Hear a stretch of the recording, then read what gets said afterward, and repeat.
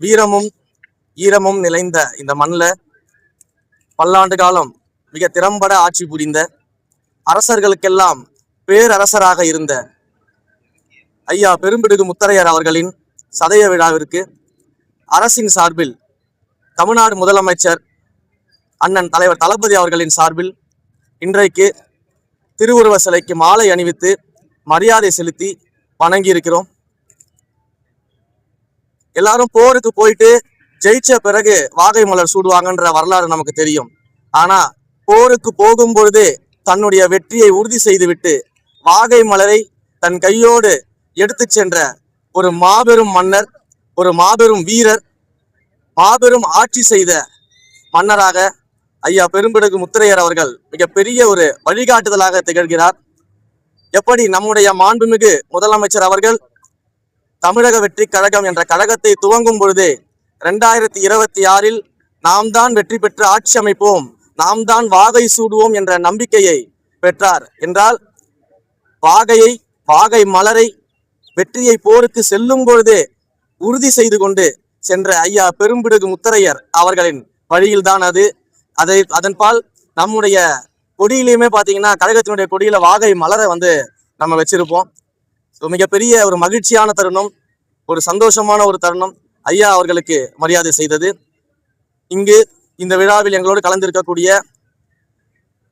Deputy speaker Ravishankar ஐயா அவர்களுக்கும், அண்ணன் திரு கூப்பா கிருஷ்ணன் அவர்களுக்கும், நகர்ப்புற மேம்பாட்டுத்துறை வாரியத்திலிருந்து தலைவராக அண்ணன் அவர்கள் கலந்து கொண்டிருக்கிறார்கள்.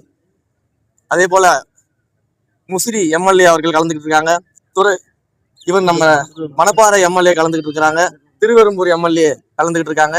ஸோ அனைவரின் சார்பிலும் அரசாங்கத்தின் சார்பிலும் இன்றைக்கு மரியாதை செலுத்தி இருக்கிறோம். என்றென்றும் பேரரசர் பெரும்பிடுகு முத்தரையர் அவர்களின் புகழ் இந்த மண்ணில் ஓங்கி இருக்கும் என்பதில் எந்த விதமான சந்தேகமும் இல்லை.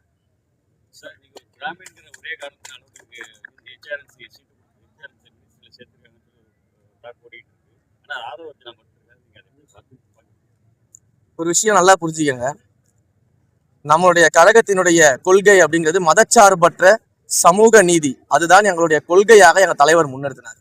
அப்ப இந்த கொள்கையை ஏற்றுக்கொண்டு எங்களுடைய கொள்கை தலைவராக இந்த சமூகத்தில் இருக்கக்கூடிய சாதிய வேற்றுமைகளை கடைய வேண்டும், சாதிய வேற்றுமைகள் இருக்கக்கூடாது என்று தன்னுடைய இறுதி காலம் வரைக்கும் போராடிய அன்பிற்குரிய தந்தை பெரியார் அவர்களை கொள்கை வழிகாட்டியாக ஏற்றுக்கொண்டு இந்த கழகத்தில் இணைந்து பணியாற்றியவர்கள் நாங்கள்.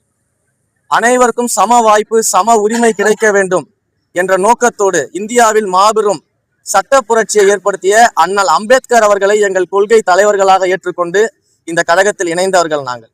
எங்களுக்கு மதமோ சாதியோ பணமோ இனமோ மொழியோ பாலினமோ எந்தவித பாகுபாடும் கிடையாதுன்றத உறுதிமொழி ஏற்றுக்கொண்டு ஒவ்வொரு நாளும் அந்த உறுதியை எங்க நெஞ்சில தாங்கிக்கிட்டு தான் இந்த கழகத்துல நாங்க இணைஞ்சிருக்கிறோம். அதனால சாதி பார்த்து, பணம் பார்த்து, மதம் பார்த்து, இனம் பார்த்து, மொழி பார்த்து, எதை பார்த்தும் எங்கள் தலைவர் யாருக்கும் வாய்ப்பு கொடுக்கல.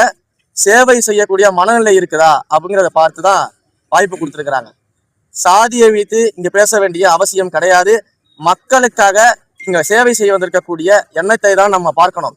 ஏன்னா இன்றைக்கு எங்கள் தலைவருக்கு வாக்களித்த யாருமே இன்றைக்கு ரமேஷ் அப்படின்ற எம்எல்ஏக்காக யாரும் வாக்களிக்கல, இன்றைக்கு இவருடைய ரவிசங்கர் அவர்களுக்காக யாரும் வாக்களிக்கல. அனைவரும் எங்கள் தலைவர் மாண்புமிகு முதலமைச்சர் அவர்களுக்காக வாக்களிச்சிருக்கிறாங்க. ஏன் அப்படின்னா, இத்தனை ஆண்டுகளாக திரைத்துறையில அவரை பார்க்கும் பொழுது, திரையில போயிட்டு அவர் அமர்ந்து பார்க்கும் பொழுது யாரும் சாதி பார்த்து அவரை பார்க்கல, மதம் பார்த்து அவரை பார்க்கல.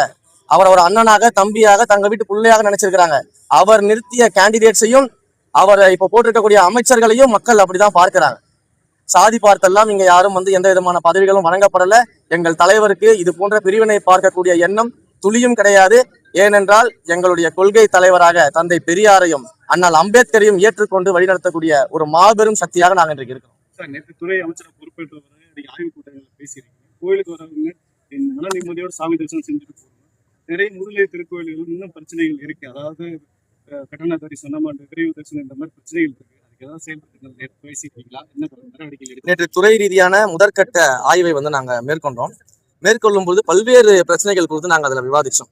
குறிப்பாக கோயில்களுக்கு வரக்கூடிய பக்தர்கள் ஒரு நல்ல மனநிலையில சாமி கும்பிட அதே நல்ல மனநிலையில நல்லபடியா வெளியில போகணும். எந்த விதமான டிஸ்டர்பன்ஸோ எந்த விதமான சங்கடங்களோ அவங்களுக்கு ஏற்படக்கூடாது.